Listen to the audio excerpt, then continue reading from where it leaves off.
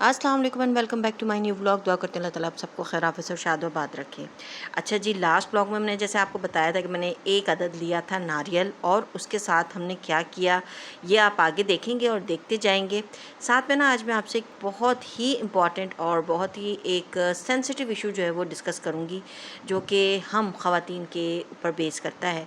और आपसे ना मैं ज़रूर ये तवक्को रखूँगी कि आप कमेंट में मुझे ज़रूर बताइएगा कि आज के इस टॉपिक से आपको क्या अच्छा लगा और क्या समझ आया, और क्या आप मेरी बात से एग्री करते हैं या डिसएग्री करते हैं। तो बस कमेंट में आपने ये लिख देना है कि एग्री या डिसएग्री।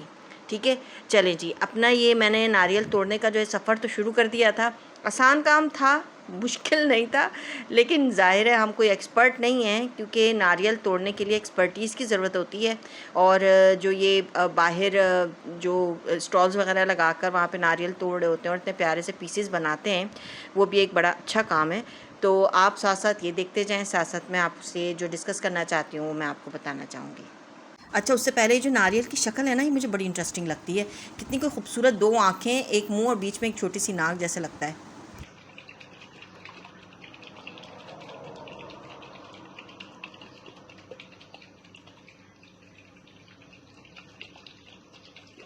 अच्छा, ये वाला नारियल ना मैंने चूज़ इसीलिए किया था कि इसकी आवाज़ बड़ी थी। मैंने समझा कि शायद इसके अंदर ना पानी बहुत ज़्यादा होगा, लेकिन अब आप देखिएगा जब आगे कि कितना पानी निकला है इसके अंदर से। खैर, ये तो एक एक्टिविटी थी जो मैंने कहा मैं आपके साथ शेयर करूं।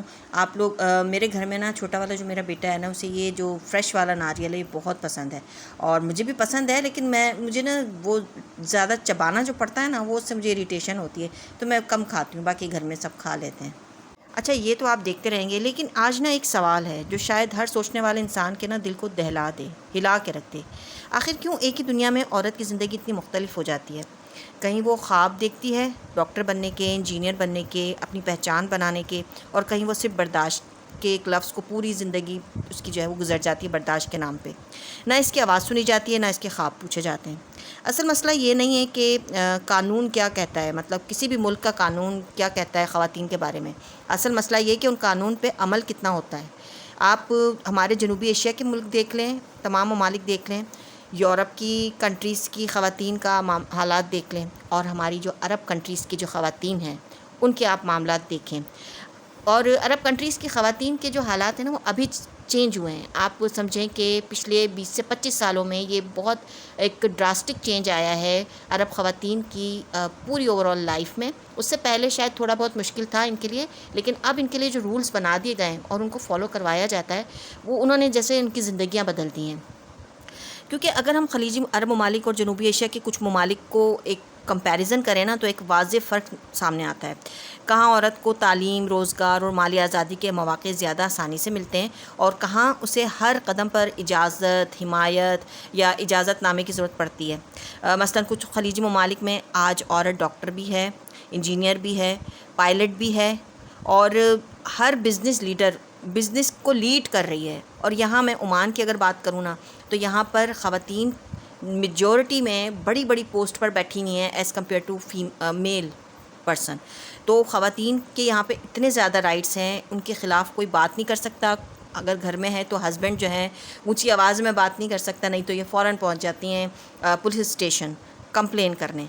तो ये इतनी बड़ी बड़ी इनको यहाँ पर आज़ादियाँ हैं, और वो अपनी इस आज़ादी का जैसे फ़ायदा उठा रही हैं ना। अगर आप आके कभी यहाँ पर देखें तो आपको अंदाज़ा हो कि मुझे फ़ील होता है कभी जब मैं रास्ते में कोई मुझे अरब यहाँ की ओमानी खातून नज़र आती हैं, तो मुझे फ़ील होता है कि कितना बड़ा चेंज है और कितना बड़ा डिफरेंस है उनके कल्चर में और हमारे कल्चर में।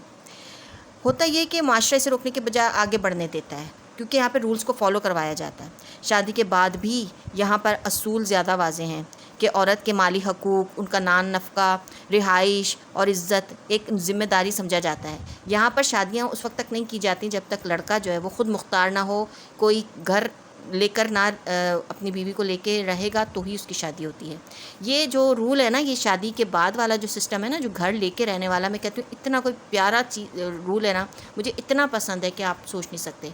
यहाँ पे कोई जहेज़ का सिस्टम नहीं है, कोई जहेज़ नहीं मांगता यहाँ पर, ना किसी को मजबूर किया जाता है कि आपने मुझे जहेज़ नहीं दिया तो आपकी बेटी हम नहीं लेंगे। ऐसा कोई सिस्टम नहीं। ये सिर्फ हमारे यहाँ پاکستان، انڈیا، بنگلہ دیش اور یہ جنوبی ایشیا کی جو کنٹریز ہیں نا، یہاں پر یہ اس سسٹم کو اتنا مضبوط بنا دیا گیا ہے، اور ہماری غلطیوں کی وجہ سے کہ ہم نے اسے مضبوط ہونے دیا. اور یہاں پر نہ صرف باتوں میں نہیں بلکہ نظام میں اس طرح کے رولز بنا دیے گئے ہیں کہ ان کو لازمی فالو کروایا جاتا ہے، اور اگر فالو نہیں ہوتے تو ان کے پاس، خواتین کے پاس حق ہوتا ہے کہ وہ فوری طور پہ پولیس اسٹیشن پہنچ جائیں اور اپنے اوپر کیے ہوئے کوئی بھی کسی بھی طرح کا ظلم جو ہے وہ وہاں جا کر وہ ریکارڈ کروا سکتے ہیں، اور اس کے اوپر امپلیمنٹ ہوتا ہے، اور اس آدمی کو جس نے یہ غلط کام کیا ہے تو وہ اس کے اوپر فوراً ایکشن لیتے ہیں. اب آتے ہیں ہمارے خطے کی طرف، جہاں مسئلہ اکثر قانون نہیں ہوتا، کیونکہ سارے ملکوں میں قانون تو بنا دیے جاتے ہیں، کوئی مشکل کام نہیں ہے، پیپر ورک تو خوب ہوئے ہیں، فائلیں بھری پڑی ہیں قانون سے، لیکن مسئلہ یہ ہوتا ہے کہ یہاں پر معاشرتی سوچ کیا ہے ہماری. ایک بیٹی کو بچپن سے ہمارے سکھا دیا جاتا ہے کہ خاموش رہو، برداشت کرو، گھر ٹوٹنا نہیں چاہیے، ہے نا. اب تو تھوڑا بہت پھر بھی چینج آ رہا ہے، تھوڑا پازیٹیوٹی کی طرف جا رہے ہیں. اب جو پیرنٹس ہیں یا زیادہ تر فادرز جو ہیں وہ اپنی بیٹی کو یہ بولتے ہیں کہ بیٹا اگر تم، بہت سارے گھروں میں نے ایسا دیکھا ہے کہ بیٹا اگر کوئی مسئلہ ہو سسرال میں تو واپس آ جانا، لیکن زیادہ تر ابھی بھی وہی معاملات ہیں. جہیز کے گھر میں آپ نے جو بھی حالات ہیں، جیسا بھی شوہر ہے، جیسا بھی سسرال ہے، آپ نے زندگی گزارنی ہے، کمپرومائز کرنا ہے، سیکریفائز کرنا ہے، یہ سب آپ لڑکی کو اپنی سکھا کر بھیجتے ہیں. اور سچ میں نے ایسی بھی لڑکیاں دیکھی ہیں، اتنی پیاری پیاری، اتنی انٹیلیجنٹ، اتنی ہائیلی کوالیفائڈ، لیکن ان کو گھر سے یہی کہہ کر بھیجا جاتا ہے کہ بھائی دیکھو تم نے اپنا گھر چلانا ہے، اور گھر ایسے ہی بنتے ہیں، تھوڑا بہت اونچ نیچ ایسی برداشت کرنی پڑتی ہے، اور وہ تھوڑی بہت اونچ نیچ نہیں ہوتی، اچھی خاصی اونچ نیچ ہوتی ہے. لیکن کیونکہ لڑکی جو ہے وہ واقعی معصوم ہوتی ہے اور سمجھتی ہے کہ ماں باپ کی عزت کو سنبھال کے میں نہیں چلنا ہے، میں نہیں کرنا ہے یہ سارا، تو پھر اس کو برداشت کرنے کا اس کو کرنا ہی پڑتا ہے. یہاں پر سب سے ہمارا جو بہت ساری ایسے جنوبی ایشیا کی کنٹریز ہیں جن میں میرا ملک بھی شامل ہے. میں سچ بتاؤں آپ کو، ایک عورت کو وراثت کا حق نہیں ملتا. میں نے بتایا نا، یہاں عمان میں اور جتنی بھی گلف کنٹریز ہیں، یہاں پہ شادی ہوتی اس وقت ہے جب لڑکا جو ہے وہ اپنی بیوی، ہونے والی بیوی کے نام پہ گھر کر دے، اس وقت شادی ہوتی ہے. اور یہاں ہمارے ملکوں میں کیا ہوتا ہے کہ ایک عورت کا وراثت کا حق اس سے دیا ہی نہیں جاتا. اکثر ایسا ہی ہوتا ہے، بھائی کھا جاتے ہیں، ٹھیک ہے نا. تو لیکن بعض اوقات سے کہا جاتا ہے بھائیوں کے ساتھ نہ لڑو، کیونکہ شروع سے ماں باپ نے سکھایا ہوتا ہے بھائیوں کے ساتھ لڑائی نہیں کرنی، بھائیوں کو چھوڑ دے دو، حق دے دو ان کو، کوئی بات نہیں، اپنا حق چھوڑ دو. یہی اس میں بھی شامل ہوں، مجھے بھی یہی بولا گیا کہ بھائی ہیں کوئی بات نہیں، دے دو ان کو، کچھ نہیں ہوتا. لیکن بعض اوقات ایسے کہا جاتا ہے عورت تعلیم چاہتی ہے، اس کو مکمل تعلیم نہیں مطلب تعلیم کا اس کو حق نہیں دیا جاتا، آگے بڑھنے کا، پڑھنے کا. بڑی زبردستی کر کے عورتیں پڑھتی ہیں اور آگے بڑھتی ہیں. ایک عورت اپنی پہچان بنانا چاہتی ہے، لیکن اسے کہا جاتا ہے کہ گھر عورت کی سب سے بڑی پہچان ہے، یعنی گھر پہ رہو، جو بھی ہے وہ بس آگے. یہاں مسئلہ عورت نہیں، یہاں مسئلہ ہماری سوسائٹی کی سوچ ہے. کیونکہ جب ایک معاشرہ اپنی آدھی آبادی کو صرف محدود کر دیتا ہے تو وہ ترقی نہیں کر سکتا. یہی وجہ ہے کہ یہاں پر عرب کنٹریز میں اس معاملے کا بہت سکون ہے.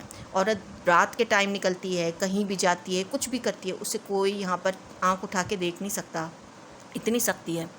اور کیونکہ معاشرہ جو ہے وہ چلتا ہی اسی طرح سے، قانون بنا دیے جاتے ہیں تو ان کو فالو بھی کروانا چاہیے. اور ایک تعلیم یافتہ عورت جو ہے وہ ایک فرد کو نہیں بناتی بلکہ وہ پوری نسل کو بدل دیتی ہے. تو یہ چیز ہماری سوچ ہے. ایک بااختیار ماں بہتر بچوں کی تربیت کرتی ہے، ایک خود مختار عورت معیشت کو مضبوط بناتی ہے، اور ایک محفوظ عورت جو ہے پورے معاشرے کو محفوظ کرتی ہے. تو یہ سوچ اللہ کرے ہماری چینج ہو جائے، ہماری سوسائٹی میں بھی یہ پازیٹیو چینجز آئیں.